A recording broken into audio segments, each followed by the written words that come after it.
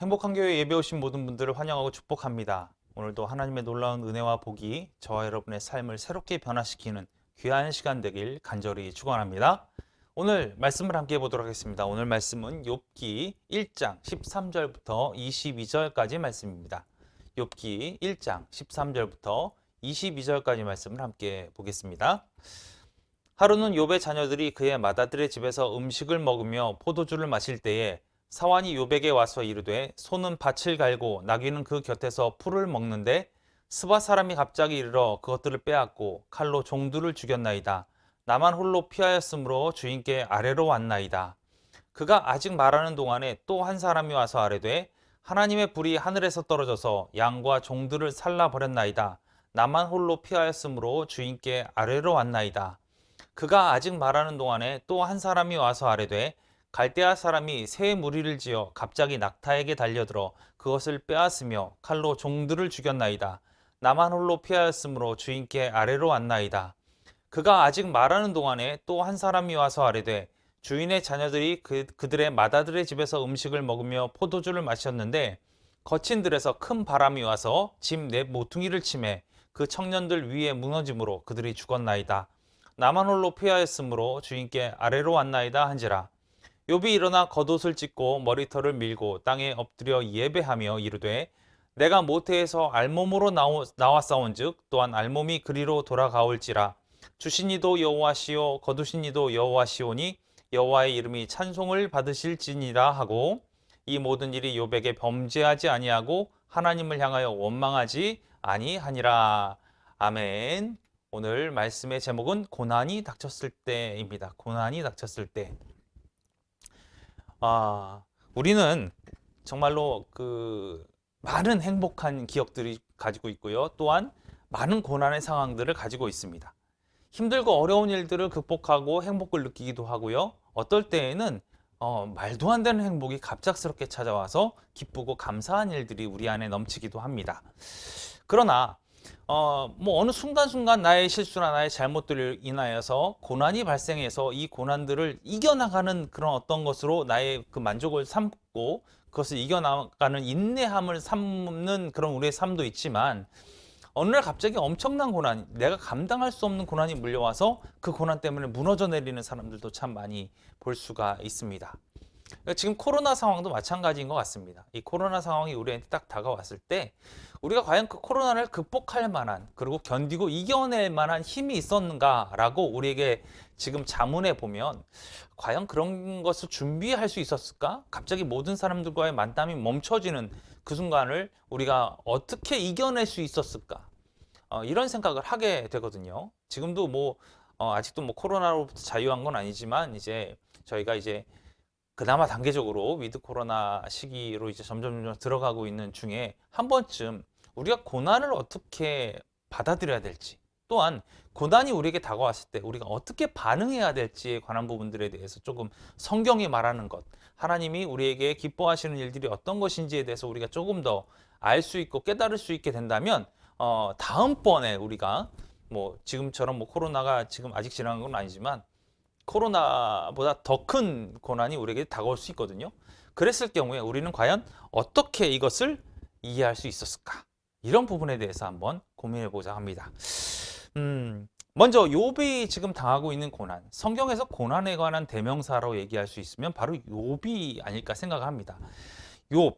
그런데 지금 놀라운 건 뭐냐면 욥이 당하는 이 고난은 이유가 없어요. 왜 닥쳤는지 전혀 이유를 알 수 없는 거예요.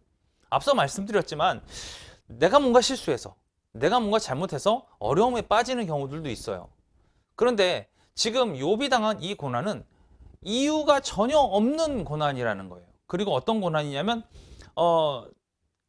너무나 갑작스럽게 나에게 다가온 고난이라는 거죠. 이유가 있으면 내가 실수했구나 혹은 내가 자책을 하기도 하고 이 문제를 해결할 방법들을 고민해 보기도 할 수 있겠지만 너무나 갑작스럽게 소위 이런 얘기 하잖아요. 뒤통수 맞는다고. 전혀 알 수 없는 상황에서 갑작스럽게 받은 고난이기 때문에 이 이유를 전혀 알 수도 없는 데다가 견디기도 어려운 상황이 바로 욥이 당한 고난이라는 거예요. 우리도 이런 고난이 당하기 쉽습니다. 이런 고난이 다가온다는 것은 우리가 과연 그런 고난을 어떻게 이겨내지? 이런 생각을 하기 이전에 다가오기 때문에 갑작스럽게 몰려오기 때문에 정말 어려운 일이죠. 또한 욥이 당한 고난은 한 가지의 고난이 아닙니다. 여러 개의 고난들이 계속해서 겹쳐서 다가오고 있다라는 거예요. 설상가상이라고 하잖아요. 엎친 데 덮친 격. 그러니까 계속해서 문제들이 쌓여만 가는 거예요. 해결되고 처리가 될 수 있으면 다행인데 그냥 쌓여서 산더미처럼 되어버린 거예요. 이것이 문제라는 거죠. 또한 그냥 이 고난이 그냥 뭐 어제 오고 그 다음에 뭐 이틀 전에 오고 그 다음에 한 일주일 전에 오고 이렇게 돼가지고 문제들이 겹겹이 쌓였다고 한다면 고난을 생각하고 이 고난을 어떻게 해결할지에 대해서 판단하고 이럴 시간이 있을 텐데 갑작스럽게 우르르 몰려왔다라는 거예요. 하루 만에. 아니 하루도 아닙니다. 쉴 틈 없이 몰려왔다라는 거예요. 먼저 우리 16절 한번 보면요 어떤 일이 되냐면 이렇게 얘기하고 있어요. 16, 17, 18절 말씀을 계속 보면은 어떤 일이 맨 처음에 시작되냐면 그가 아직 말하는 동안에, 지금 16절 말씀 보고 있거든요. 17절 어떻게 시작합니까? 그가 아직 말하는 동안에. 18절은요. 그가 아직 말하는 동안에. 지금 누군가가 와가지고 고난의 상황들을 이야기하고 있는 상황들이에요. 그런데 그가 말하고 있는 동안에 어떻게 됐다라는 거예요? 계속 다른 친구들이 몰려오고 있다는 거예요. 계속 다른 친구들이 몰려와서 뭐 하고 있다는 거예요? 이런 고난이 있습니다. 이런 고난이 발생했습니다. 이런 고난이 또 나타났습니다. 이거를 계속해서 우리에게 얘기해주고 있다는 거예요. 숨 돌림 틈 없이 계속해서 겹치고 계속 올라와 있다는 거예요. 그동안은 어땠습니까? 너무 평안했거든요. 하나님의 복 때문에 너무 평안하고 너무 아름다운 시기들을 보내고 있었어요. 그런데 어떻게 됐습니까? 갑자기 고난이 오는데 폭풍처럼 쓰나미처럼 그것도 한 번 오는 것이 아니라 계속 겹쳐서 몰려오고 있는 거예요. 고난이 계속 갑자기 밀려오니까 감당할 수 없는 소위 말해서 우리 멘붕에 빠졌다 그러잖아요. 어떤 것을 생각할 수 없는 상황에 빠져버리게 된 거예요. 특히 소위 말해서 종을 잃었어요. 안타깝죠. 재산을 잃었어요. 안타깝습니다. 그럴 수는 있습니다. 그런데 지금 거기다가 그가 가장 어렵게 생각할 수 있을 만한 고난이 뭐냐면 바로 자신의 자녀들이 다 죽었다라는 거예요. 정말 생각하기 싫은 일 중에 하나인데 가만히 상상해 보면 지금 재산을 다 날리고 빚이 갑자기 몰려오고 이상민 같은 경우에 지금 아직도 60억 가까이 되는 빚을 갖고 있다고 하지 않습니까? 빚을 계속 갚아 나갈 수 있어요. 능력이 돼요. 그러나 죽었다라는 건 뭔가요? 내가 정말 사랑하는 자녀가 죽었다고 생각을 해보세요. 이거 정말 감당하기 어려운 일이거든요. 그 일인데 애지중지 키웠던 모든 자녀들이 한꺼번에 죽어버린 거예요. 이 슬픔과 충격, 이건 정말 말할 수 없는 일입니다. 우리가 가만히 이 부분을 이제 따지고 보면 많은 사람들이 이런 얘기를 하죠. 이런 일을 겪어내는 사람들이 참 많이 있습니다. 갑자기 어떠한 큰 고난 때 빠져가지고 감당할 수 없는 일을 겪고 있는 우리 주변에 있는 사람들도 많이 있어요. 그런데 놀랍게도 우리는 그들을 향해서 뭐라고 얘기하냐면 하나님께서 저주하신 거야. 이건 사단의 계략이야. 이렇게 그냥 단정시켜버리고 정죄시키는 경우가 너무 많다라는 거예요. 오늘 욥은 어떻습니까? 욥은 이런 정죄당할 일을 당하고 있었나요? 욥이 잘못했습니까? 욥이 엄청난 죄를 범했습니까? 그렇게 온 고난이 아니라는 거예요. 그렇게 온 고난이 아닌데도 불구하고 어떻게 왔습니까? 겹쳐서 그것도 한꺼번에 와르르 몰려오면서 정말로 감당하기 힘든 자신의 자녀들의 죽음까지도 한꺼번에 몰려왔다라는 거예요. 여러분, 우리 입 조심해야 합니다. 우리가 함부로 판단하면 되는 게 아니에요. 욥을 바라보세요. 욥은 어떻습니까? 그 고난이 왔어요. 그 고난이 왔는데 그 이유를 전혀 모르고 온 거예요. 욥도 모릅니다. 주위에 있는 사람도 전혀 모릅니다. 근데 우리가 그 욥의 그 고난을 바라보면서 이 욥의 고난은 하나님의 저주 때문에 일어난 거야. 어떻게 단정지을 수 있겠습니까? 우리가 성경에 나온 것에서 전혀 그런 부분이 없지 않습니까? 우리는 하나님의 복과 저주에 대해서 판단하거나 정죄하거나 아니면 우리 스스로가 이거에 대해서 그 저울질할 그 권한이 우리한테 없어요. 우리가 그걸 먼저 알아야 돼요. 그 권한이 있다고 한다면 우리가 그렇게 할 수 있는 능력이 되겠지만 우리는 그런 권한이 없다라는 거예요. 이 권한이 있는 분이 누구십니까? 바로 하나님이신 거예요. 이 판단은 누구에게 맡겨야 되니까 하나님께 맡겨야만 하는 거예요. 내가 할 일은 뭐냐? 고난당한 자 긍휼히 여기고 고난당한 자 위로하고 힘 닿는 데까지 그들을 향해서 우리가 도움의 손길을 내미는 것, 이것이 바로 우리가 해야 될 일이라는 거예요. 저희 지금 교회도 너무나 작습니다. 지금 뭐 제가 한눈에 보기에도 보일 만한, 그리고 어느 분이 여기서 조실 수 있는 분이 계실까 모르겠지만 예배당에서 조시면 제가 정확하게 알 수 있을 만한, 심지어 제가 설교하다가 바로 뛰쳐내려가서 깨우고 올라와서 다시 설교할 수 있을 만한 아주 작은 공간입니다. 심지어 지하에 있습니다. 입구를 찾기도 좀 어려워요. 이런 작은 교회입니다. 지금은 현재 저희 가족끼리만 예배하고 있죠. 성도님들이 따로 있으시진 않으세요. 그런데 놀랍게도 제가 이제 사무실에서 책을 한참 보고 있는데 어느 날 한 분이 찾아오셨어요. 찾아오셔서 그분을 만났습니다. 만났는데 이분이 저한테 무엇을 요청하셨냐면 여기가 교회니까 구제비를 좀 달라고 요청을 하신 거예요. 구제비를. 그 당시에 제가 이제 뭐 제 교회에 뭐 재정상 어려움도 있긴 하겠지만 아무 문제가 없었으면 상관이 없겠지만 그분을 바라보면서 너무 제가 가진 게 없어서 그분한테 제가 더 죄송스러웠어요. 제가 뭔가를 드릴 수 있고 도울 수 있는 여력이 됐다면 너무 좋겠는데 그렇지 못한 상황에 빠져 있었던 거죠. 그래서 안타깝게도 그분에게 제가 이렇게 말씀드렸습니다. 정말 죄송합니다. 제가 지금 당장 가진 게 있다면 제가 드릴 수 있겠지만 지금 가진 게 아무것도 없어서 제가 지금 구제비를 드릴 수 없습니다. 너무너무 죄송합니다. 그랬더니 그분이 더 오히려 저한테 고개 숙이시고 아닙니다. 괜찮습니다. 어려우실 텐데 그래도 이렇게 말씀해 주시니까 감사합니다. 이렇게 얘기하시고 떠나셨어요. 그게 이제 그 오전에 있었던 일인데 한참 책을 보고 제 일을 마치고 나서 이제 어느 정도 정리를 하려고 그러는데 오후 늦게 돼가지고 그분이 다시 찾아오신 거예요. 그분이 다시 찾아오셨는데 저는 너무 놀랐죠. 제가 가지고 있는 것이 있으면 드렸을 텐데 그게 아닌데도 불구하고 그분이 다시 찾아오셨어요. 그래서 이젠 어떡하지? 이젠 어떻게 제가 그분에게 말씀을 드릴 수 있을까? 이걸 고민하고 있는데 그분이 저한테 이렇게 얘기하시는 거예요. 저 정말 죄송한데 아직까지 먹은 게 없습니다. 혹시 라면이라도 있으시면 주실 수 있으십니까? 이렇게 저한테 말씀을 하시는 거예요. 그래서 제가 당시에 있었어요. 라면이 3개를 갖고 있었습니다. 그래서 라면을 빨리 뛰어가서 제가 금방 끓여드릴 테니까 내려와서 같이 드시고 가시겠습니까? 그랬더니 그분이 제가 좀 마음이 어려운 말씀을 하셨어요. 그분이 저한테 이렇게 얘기하시더라고요. 아니요, 집에 가서 같이 먹어야 할 사람들이 있습니다. 그래서 갑자기 제 마음이 너무 어려웠습니다. 그분을 향해서 기도하게 됐고 제가 갖고 있는 라면을 좀 드림으로써 조금 그 하루 동안 도움이 좀 될 수 있었으면 좋겠다라는 생각이 들기도 했었어요. 참 그렇습니다.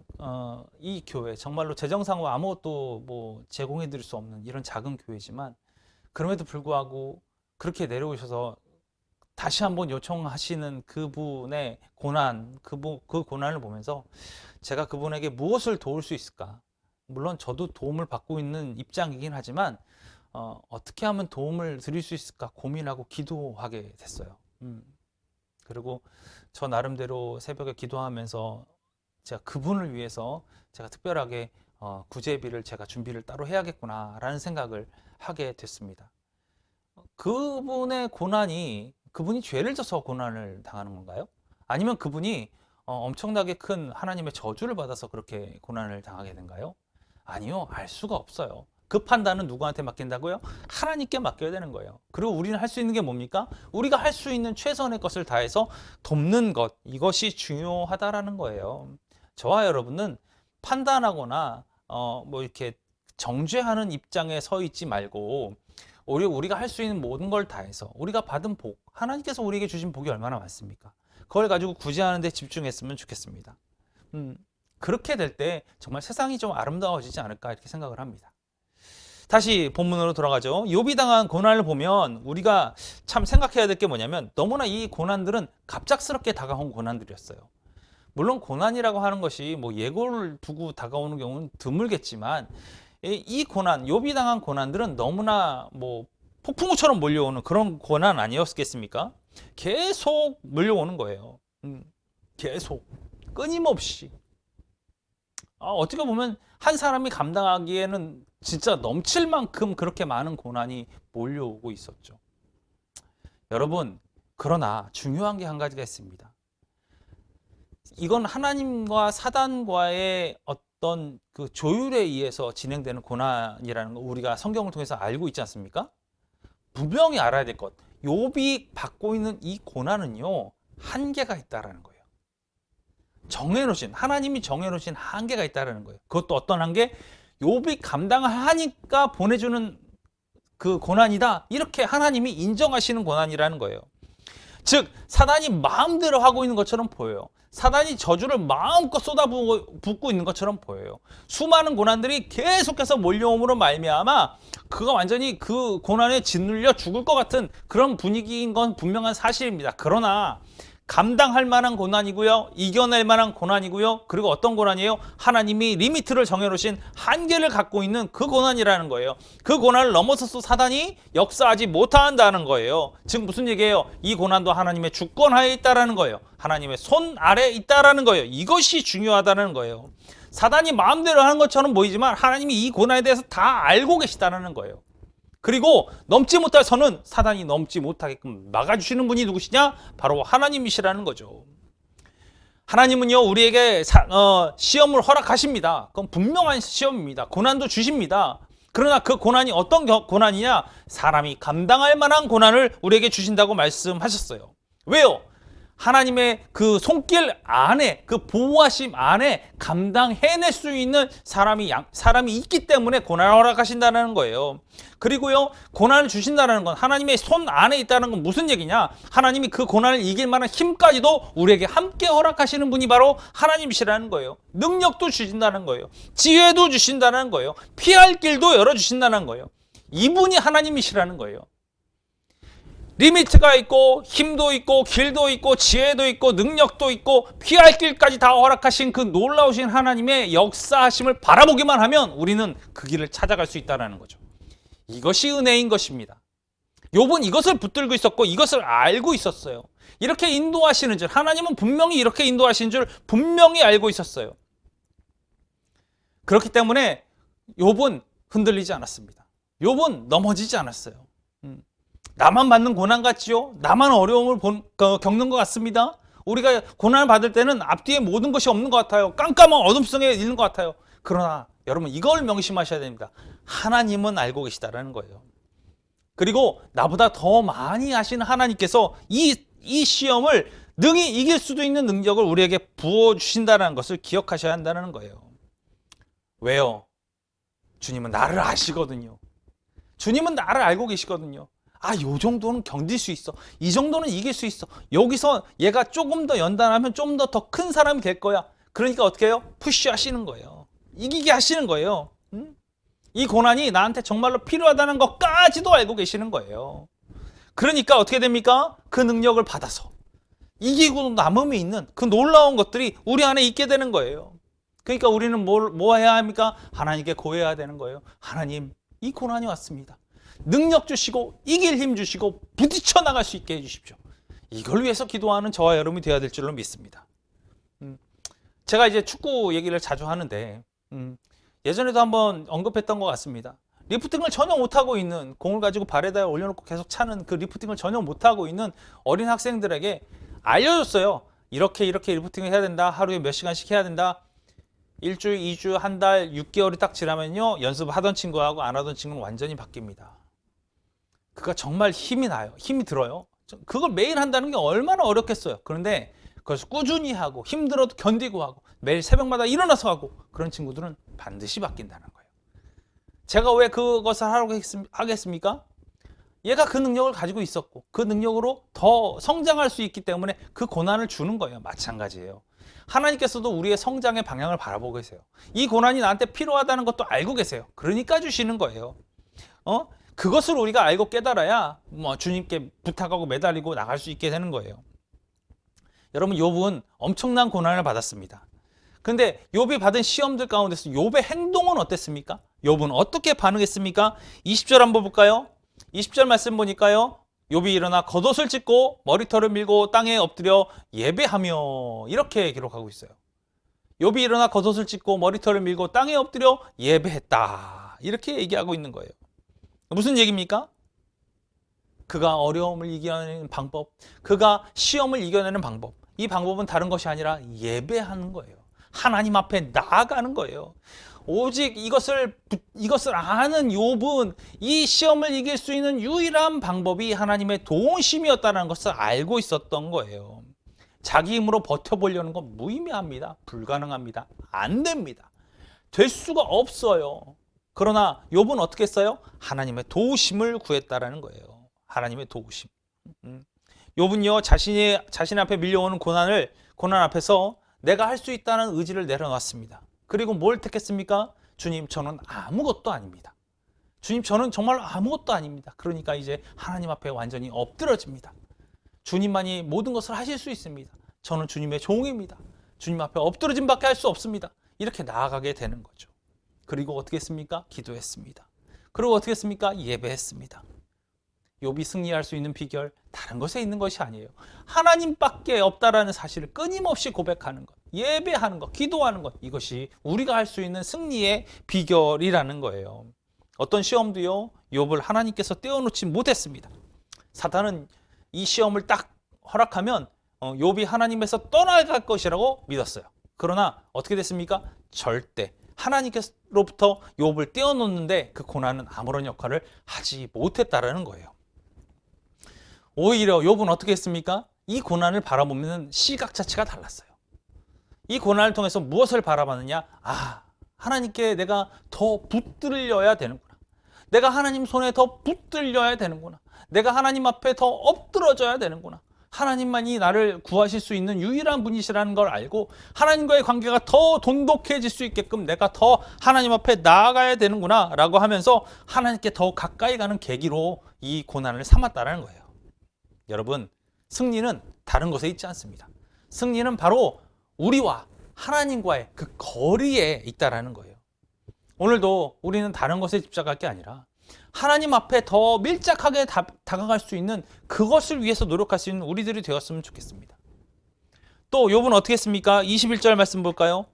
21절 말씀 보니까 내가 모태에서 알몸으로 나왔은즉 또 알몸으로 그리로 돌아갈지니 주신 이도 여호와시요 거두신 이도 여호와시니 여호와의 이름이 찬송을 받으실지니라. 이렇게 얘기했어요. 어떻게 했습니까? 자신의 믿음의 고백을 하기 시작한 거예요. 내가 가지고 있던 모든 것들이 하나님께로부터 왔습니다. 내가 가지고 있는 것들이 다 하나님께로부터 왔으니 이 소유는 다 하나님 것입니다. 그러니 내가 지금껏 하나님의 소유를 내 소유라 착각하고 살았던 것에 대해서 엎드려 고백하고 회개하는 거예요. 그리고 주님께서 주셨으니 주님께서 가져가시는 것도 당연합니다. 오직 여호와의 이름만 찬송받는 것이 마땅합니다. 이렇게 신앙 고백을 하고 있다라는 거예요. 그럼 생각해 보십시오. 재산이 다 날아갔습니다. 자녀들이 다 죽었습니다. 어떻게 이런 고백을 하겠습니까? 많은 사람들이 어떻게 하는지 아세요? 하나님을 저주하는 사람들 참 많이 있습니다. 나한테 복 줄 때는요, 내가 재정상으로 아무 문제가 없을 때는요, 그런 일에 대해서 논의하는 사람이 없어요. 그러나 느닷없이 내가 아무것도 가진 게 없게 되잖아요. 완전히 변해버리는 모습 너무나 많이 봤습니다.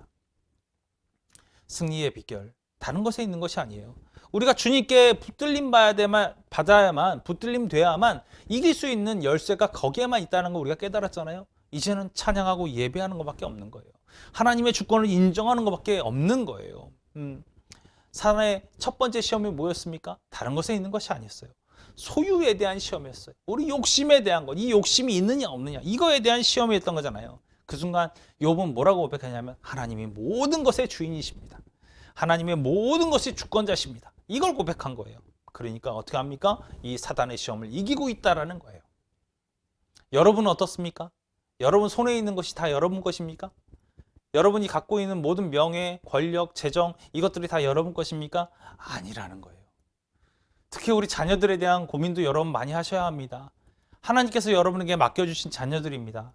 이 자녀들이 하나님의 뜻 가운데 세워질 수 있도록 여러분 많이 노력하셔야 돼요. 근데 어떻게 합니까? 방임합니다. 방종합니다. 그냥 냅두는 거예요. 세상이 원하는 대로 살아갈 수 있게끔 잘 키워내는 것이 온전하다고 생각하시는 것 같아요. 그러나 절대 그렇지 않습니다. 우리 자녀들은 하나님께서 저와 여러분에게 맡겨주신 거예요. 그러니까 어떻게 해야 돼요? 이제 우리가 하나님의 뜻 가운데로 잘 세워질 수 있도록 우리가 잘 양육해야 한다는 거죠.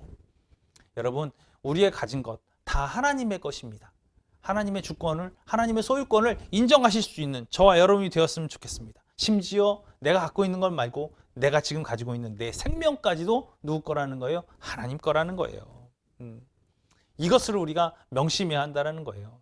우리 손에 쥐어졌다고 이것이 내가 휘두를 수 있는 겁니까? 아니라는 거죠. 욥은 어떻게 했습니까? 하나님을 찬송했습니다. 모든 것을 잃고 나서도 하나님을 찬송했어요. 이렇게 모든 것을 잃고 나서도 욥이 하나님을 찬송할 수 있었던 이유는, 하나님 감사할 수 있었던 이유는 다른 것이 아니라 바로 하나님께서 욥과 함께하고 있다는 걸 욥이 알고 있었기 때문에 그래요. 전에도 함께 말씀드린 적이 있습니다. 어떤 갑부에게 1억 원을 빌려서 1억 원을 흥청망청 써버릴 수는 있어요. 어느 갑부에게. 그 갑부가 너무나 넉넉해서 나에게 모든 것을 다 지원해 주는 거예요. 언제라도 손을 내밀면 그 갑부가 나의 손에다가 돈을 쥐어줘 가지고 마음대로 쓸 수도 있어요. 얼마나 행복합니까? 얼마나 놀랍습니까? 그러나 그날 어느 순간 그 갑부가 여러분의 손에 그 쥐어주던 그 재정을 딱 끊어버렸어요. 그 순간 여러분의 마음은 어떨까요? 감당하기 어려울 거예요. 내가 쓰고 있던 어떤 그 씀씀이를 넘어서 살았다가 갑자기 정말 거지와 같은 삶을 살게 되면 안 되는 거예요. 그 사람은 못 살아남는 거예요. 제가 한번 어느 공장의 회사 주인이셨던 그분의 사모님에 관한 얘기를 잠깐 언급해 드린 적이 있을 것 같아요. 항상 한 달에 500만 원, 1000만 원 쇼핑하고 다녔던 그분이었어요. 사모님. 기사도 있었고 좋은 차도 끌고 다녔습니다. 그러나 그 공장이 잘못해서 부도가 나고 그들의 집에 차압이 붙고 그들이 결국 간 곳은 어디라고 말씀드렸나요? 작은 아파트였습니다. 28평짜리 아파트. 28평짜리 아파트에 가자마자 어떻게 됐습니까? 도저히 살 수 없다고 고백하는 거예요. 28평짜리 아파트면 요즘에 그래도 중산층은 살 수 있을 만한 그런 아파트 아닌가요? 못 산다고. 이런 거지 같은 곳에서 어떻게 살 수 있냐고. 그렇게 말하고 결국에는 극단적인 선택까지 했어요. 이게 무슨 얘기예요? 우리 손에 쥐어진 것들에 대한 내 거라고 다 여기고 살면 그것이 내가 어떻게 이길 수 있는 그런 것들이 안 되는 거예요. 내 쓰임새라는 게 분명히 존재하는 거거든요. 이 이상의 것들은 다 뭐예요? 욕심이고 교만이란 얘기예요. 욕심이고 교만인 것들이 나를 채우고 있으면, 나를 메우고 있으면 우리는 어쩔 수 없이 욕심과 그 교만의 그런 굴레에 속박되어 있는 사람밖에 되지 않는 거예요. 그러나 여러분 잘 생각해 보십시오. 아까 그 갑부가 다른 사람이 아니라 바로 내 아버지라면 어떻겠습니까? 내 아버지라면. 우리는 그 탕자의 이야기를 잘 기억해야 합니다. 탕자는 그 아버지로부터 많은 돈을 가지고 나갔지만 그가 결국에는 거지보다 더 못한 삶을 살았어요. 그러나 아버지였던 그 큰아들은 어떻게 했습니까? 큰아들은 탕자가 돌아오자 화를 냈어요. 왜 화를 냈을까요? 자신의 재산이 축난다고 생각했기 때문에 그래요. 이거는 엄청난 자만입니다. 하나님께서는 이미 우리에게 모든 것을 주시기로 허락하셨어요. 이미 다 주시기로 허락하셨어요. 그래서 탕자의 이야기에서 마지막에 어떻게 나옵니까? 너는 내 것이 바로 네 것인데 네가 이렇게 왜 화를 내느냐? 이렇게 말씀하시지 않습니까? 여러분, 우리 손에 쥐어진 것들은 지금 내 눈에 보이지 않는다 하더라도 하나님께서 이미 허락하신 약속의 선물을 갖고 있는 거예요. 그것의 소유권은 누굽니까? 아직은 하나님께 있는 거예요. 내 손에 있으면 어떻게 되니까? 탕자처럼 다 탕진하니까 주님께서 맡아두고 계시는 거예요. 그걸 알고 있어야 된다는 거죠. 그러니까 우리가 매달리고 붙잡아야 될 분은 누구라는 거예요? 아버지밖에 없다라는 거예요. 그것을 깨달아야 한다는 거예요. 하나님 그분이 나의 모든 것을 책임지시는 그분이라는 사실, 그걸 우리가 고백할 줄 알아야 우리 입에서 욥처럼 찬송과 감사가 나올 수 있게 된다는 거예요. 여러분, 내게 주신 것들로 인해서 기뻐하는 1차원적인 기쁨에서 벗어나시기 바랍니다. 우리가 받을 걸로 기뻐하는 그런 은혜들이 우리 안에 있기를 바랍니다. 받을 걸로 기뻐하다는 게 뭐예요? 하나님과 우리의 관계가 밀접하게 되어서 내가 어떤 존재로 상속자로 주님과 붙어 있게 되는 그 은혜가 우리 안에 있어야 된다는 거예요. 바로 하나님이 나의 모든 것이라는 사실을 우리가 알고 깨닫고 고백하게 될 때 진정으로 행복한 사람이 될 수가 있으며 모든 시험을 이길 수 있는 능력 있는 사람이 될 수 있다라는 거예요. 주님이 저와 여러분의 아버지가 되셨습니다.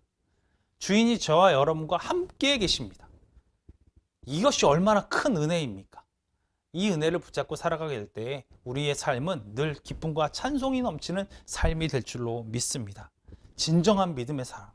지금 주님과 동행하고 있는 이 은혜가 우리에게 큰 행복의 열쇠임을 우리가 알고 깨닫고 나가는 그런 우리 모두가 되었으면 좋겠습니다. 어려움이 있으십니까? 그 어려움 주님께 맡기십시오. 주님께서는 감당할 만한 능력을 허락하셨습니다. 그렇기 때문에 그 어려움과 대면하십시오. 주님은 여러분의 눈 앞에서 그 고난을 대면하는 그 순간 여러분의 눈 앞에서 주님의 놀라운 능력으로 그 모든 고난을 꺾으실 겁니다. 이 믿음으로 살아가시는 우리 행복한 교회 모든 분들 다 되시길 바랍니다. 수많은 어려움들이 다가왔지만 그 어려움들을 뒤돌아보면 하나님께서 그렇게 많이 역사하셨다는 사실을 우리의 삶을 통해서도 증언할 수 있지 않겠습니까?